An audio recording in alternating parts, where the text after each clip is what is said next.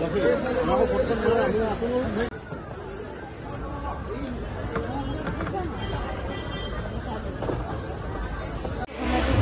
লাগিছে যিহেতু শিৱসাগৰত এয়া প্ৰথম আহিছোঁ আৰু এই শিমলুগুৰি বিহুখনৰ কথা আগৰ পৰাই শুনিয়ে থকা হয় যিহেতু এইটো বিহু বিদায় হয় বিহু এইটো মাহৰ শেষত বহাগৰ শেষত এটা উপস্থিত হৈছোঁ এই শিমলুগুৰিবাসীৰ সকলো মানুহকে ৰাইজকে লগ পাইছোঁ আৰু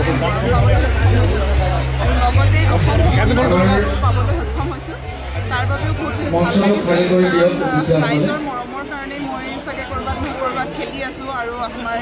আমাৰ জাতিৰ নাম আমাৰ অসমৰ নাম দেশৰ নাম উজ্বলাবলৈ সক্ষম হৈছোঁ মোৰ এইটোৱে চেষ্টা থাকিব যাতে এই মৰমটো মই সদায় ৰাখি যাব পাৰোঁ লগতে আমাৰ অসমৰ কাৰণে যাতে মই কিবা দি যাব পাৰোঁ এই যাতে মোৰ জীৱনটো আমাৰ অসমৰ ল'ৰা ছোৱালীৰ কাৰণে কিবা কৰিব পাৰোঁ তাৰ বাবে মই কৈছোঁ যে মই নিজৰ এটা একাডেমিও আৰম্ভ কৰি আছোঁ নৰ্থ গুৱাহাটীত হয় আৰু ভৱিষ্যতৰ মোৰ পৰিকল্পনা আছে যে আমাৰ আছামত অসমৰ প্ৰতিটো জেগাতে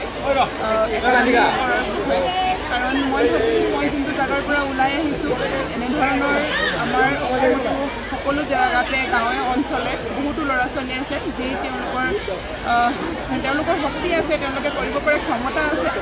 তাক যাতে মই উলিয়াই নিব পাৰোঁ আৰু মই ৰাস্তা দেখাব পাৰোঁ তাৰে মোৰ প্ৰচেষ্টা থাকিব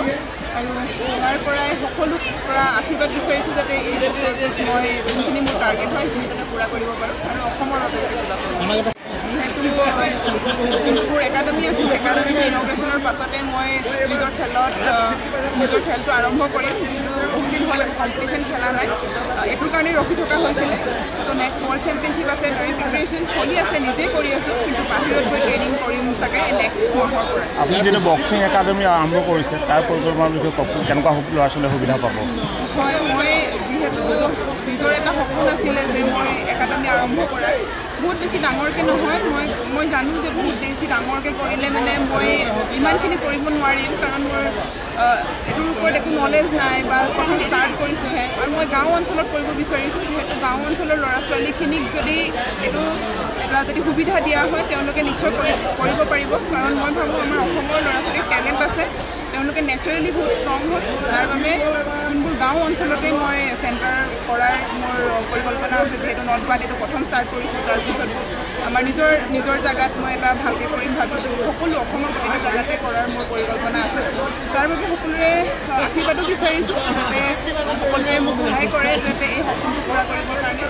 মই বিচাৰোঁ যাতে আমাৰ অসমৰ পৰা বহুত ল'ৰা ছোৱালী ওলাওক আৰু নেক্সট অলিম্পিকত যাতে অকল মোৰ কাৰণেই যাতে সকলোৱে আশা নকৰে আৰু ল'ৰা ছোৱালীৰ কাৰণে যাতে আশা কৰিব পাৰে